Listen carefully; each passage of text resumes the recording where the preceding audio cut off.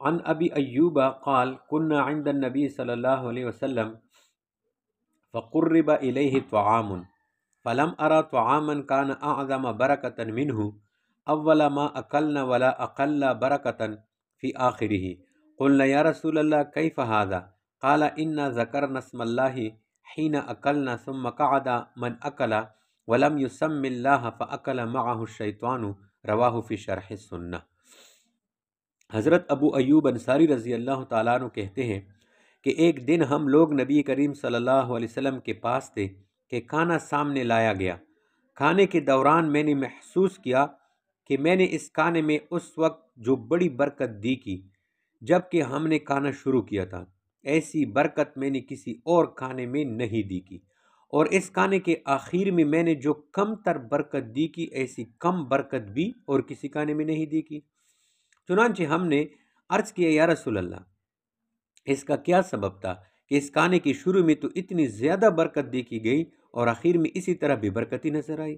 نبی علیہ السلام نے فرمایا در حقیقت کھانے کی شروع میں ہم نے اللہ کا نام لیا تھا، لیکن بعد میں ایک ایسا شخص آ کر بیٹھ گیا جس نے کھانا کھایا مگر اللہ کا نام نہیں لیا، لہٰذا اس کے ساتھ شیطان نے بھی کھانا کھایا، اس سبب سے آخر میں بے برکتی ہوئی۔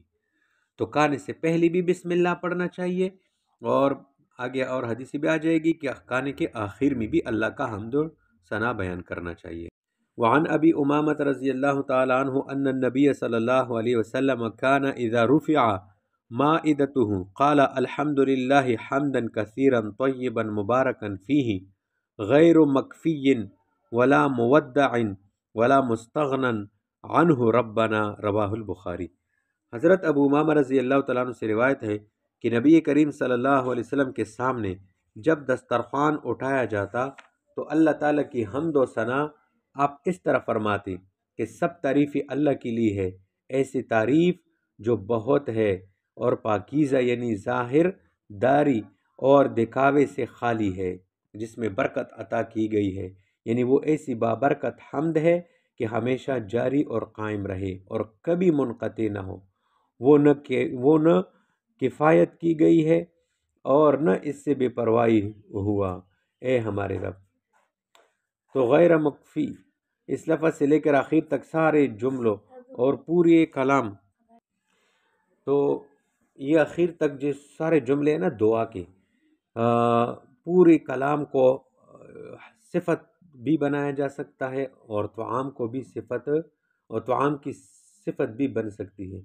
تو دونوں صورتوں میں مطلب میں فرق آئے گا۔ اگر حمد کی صفت ہو تو مطلب اس طرح ہوگا کہ اس حمد کو ہم ہمیشہ اللہ کے لیے قائم اور دائم رکھیں گے، کسی مرحلہ پر اس کو ہم کافی نہیں سمجھیں گے بلکہ مسلسل جاری رکھیں گے۔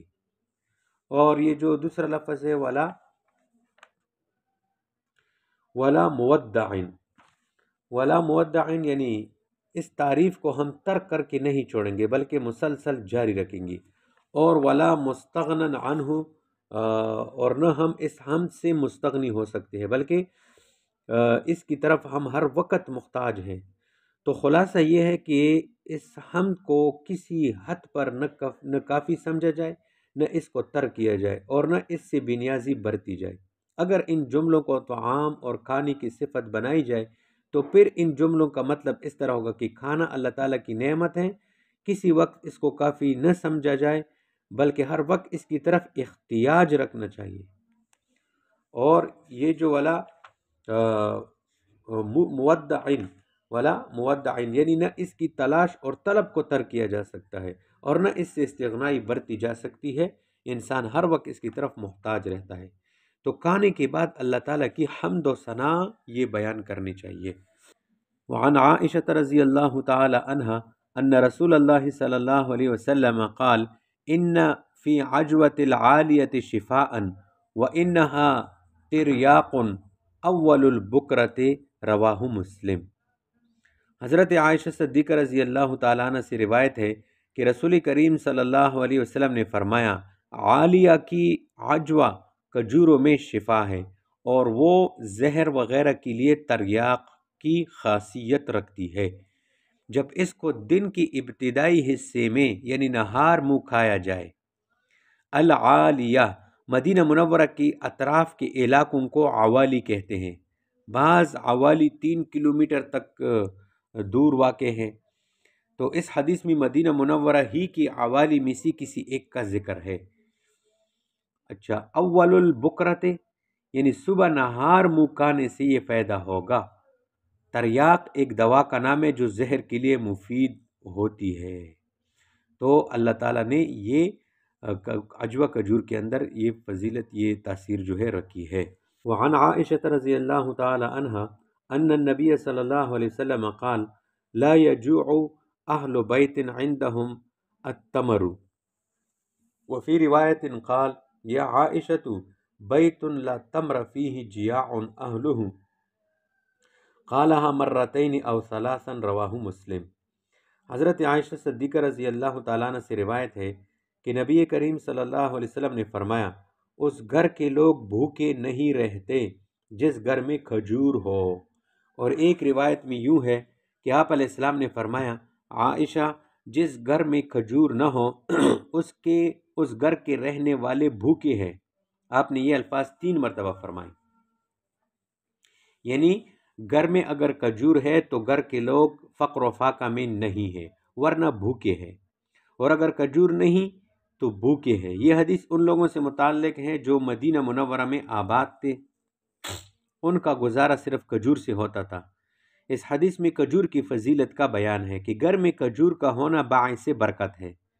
اس سے معلوم ہوا کہ کھجور کو گھر میں ذخیرہ کرنا جائز ہے، اور یہ بھی معلوم ہوا کہ اگر صرف کھجور ہو اور کچھ نہ ہو تو پھر بھی آدمی کو یہ شکایت جائز نہیں ہے کہ گھر میں کھانے کے لیے کچھ نہیں ہے۔ تو گھر میں کھجور رکھنے کی فضیلت بیان ہوئی۔ وعن انس رضی اللہ عنہ قال رأیت النبی صلی اللہ علیہ وسلم مقعیا یأکل تمرا وفی روایت یأکل منہ اکلا ذریعا رواہ مسلم۔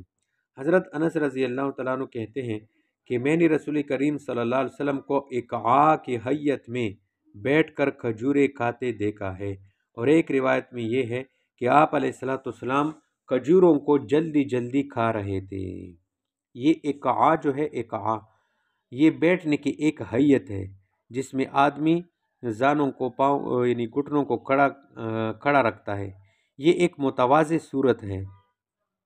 ذریعاً جلدی جلدی کھانے کو کہتے ہیں، جلدی جلدی کھانا، شاید کسی وجہ سے جلدی میں تھی اسی لیے۔ تو یہ کھاتے وقت نبی علیہ السلام کی کیفیت کا بیان ہوا۔ وعن سعید بن زید قال قال النبی صلی اللہ علیہ وسلم الکمأۃ من المن وماؤها شفاء للعین متفق علیہ وفی روایت لمسلم من المن الذي انزل اللہ تعالی علی موسیٰ علیہ السلام۔ حضرت سعید بن زید رضی اللہ تعالیٰ عنہ کہتے ہیں کہ نبی کریم صلی اللہ علیہ وسلم نے فرمایا کھمبی من کی ایک قسم ہے اور اس کا پانی آنکھ کے لیے شفا ہے، اور مسلم کی ایک روایت میں ہے کہ کھمبی اس من میں سے ہے جس کو اللہ تعالیٰ نے حضرت موسیٰ علیہ السلام پر نازل کیا تھا۔ الکمأۃ اس کی جمع اکمؤن ہے۔ زمین اور پہاڑ میں بسیدہ لکڑیوں اور بعض درختوں کے جڑوں کے پاس یہ نبات پیدا ہوتا ہے۔ اس کے کئی اقسام ہیں، ہمارے ہدو مشہور ہے، اس کو اردو میں کھمبی اور ہمارے زبان میں پشتو زبان میں اس کو خڑی کہتے ہیں، خڑی۔ یہ موسم برسات میں ہوتے ہیں۔ نبی علیہ السلام نے فرمایا یہ آنکھوں کے لیے شفا ہے۔ اس کو شحم الارض بھی کہتے ہیں کیونکہ یہ چربی کی مانند ایک زمینی نبات ہے۔ دودھ میں یا پانی میں پکاتے ہیں، یہ عمدہ گوشت کی طرح لذیذ ہے۔ نبی علیہ السلام نے فرمایا کہ یہ ایک نعمت ہے، جس طرح بنی اسرائیل کو صحرا میں بطور نعمت من و سلوہ عطا کیا گیا۔